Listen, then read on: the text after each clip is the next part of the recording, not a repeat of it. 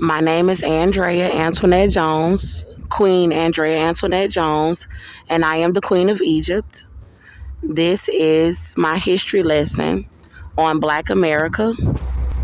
Isaac Hayes' daughter commented on a video about my child being raped to death here in America and tried to discredit me as a mother. Before I go into this lesson, I want to tell you all that I replied to her that she is a pedophile and that she needs to go to jail. On the cover of this book is a young woman photoed by the name of Ruby Bridges. When I picked up this book in the library, I started to cry after I saw Ruby Bridges on the cover because I related to Ruby Bridges. I decided to look up Ruby Bridges as I was starting this history lesson, and I saw that Ruby Bridges is 69 years old.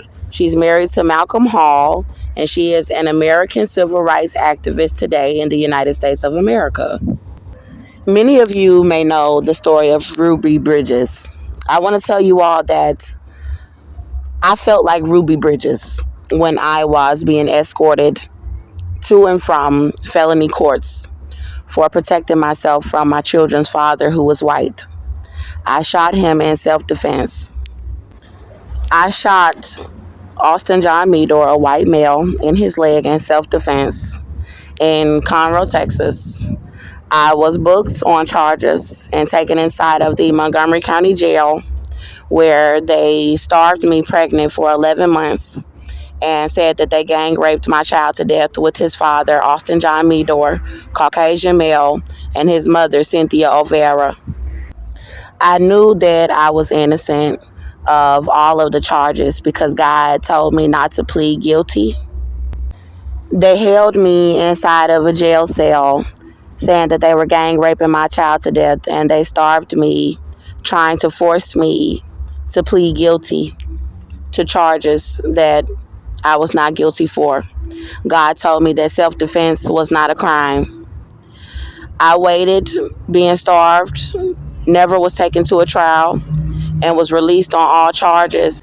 Although people tried to bully me to force me to plead guilty and allow them to try to set me up to be murdered or send me to jail pregnant,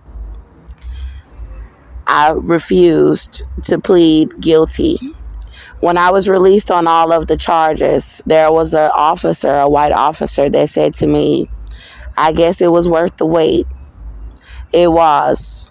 I refused to plead guilty, and I was released on all charges after I presented 15 witnesses and 19 911 calls to the district attorney and the courts at my pretrial.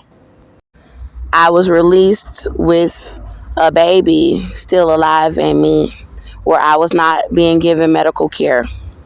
The reason why I cried was because even though Ruby Bridges was not known for shooting anyone in self-defense or harming anyone, I felt that I could relate to her because I was an intellectual. I was very smart. I represented myself. I was also very famous in America. I was famous for standing up for my rights. Ruby Bridges was on The Late Show, where it says that she said racism is a grown-up disease. I don't know if this was a movie or a book, but it says, "I am Ruby Bridges." And that is what I felt like. Like, I am Ruby Bridges. Ruby Bridges was born September 8th, 1954. She is an American civil rights activist. She was the first African American child to attend formerly whites-only school in Louisiana. Her parents responded to a request from the National Association of Colored People, the NAACP, to participate in the integration into a New Orleans school system that was formerly just for whites. A history of racial injustices.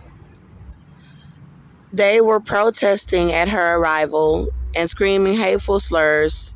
They threatened her and insulted her.